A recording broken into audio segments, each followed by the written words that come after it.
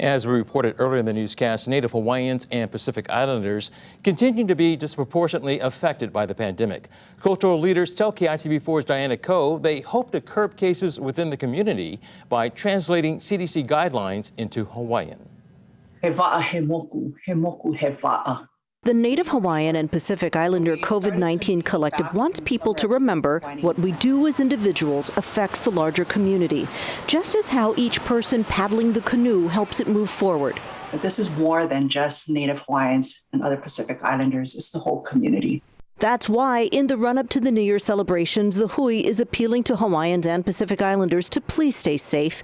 It created these messages in Hawaiian, meant to be shared before families gather to avoid confusion. When you look at materials that you cannot relate with, that are not images or people that you respect and know within your community, you're less likely to think that that message is for you. The Hui says it's concerned the Native Hawaiian population continues to be disproportionately affected by COVID-19. Dr. Nalani Blaisdell says Hawaiians have a 30% infection rate, though they're just over 20% of the population. The group appeals to cultural values to malama everyone. We're not saying get the vaccine, we're saying e ho'omalu, protect all of us by using this la'au. And the vaccine is la'au.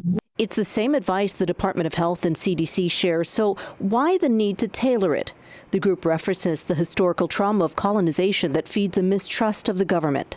It's pre-overthrow, right? So the massive loss of people, right? That trauma still lives within our DNA, right? There's a remembering that happens with that.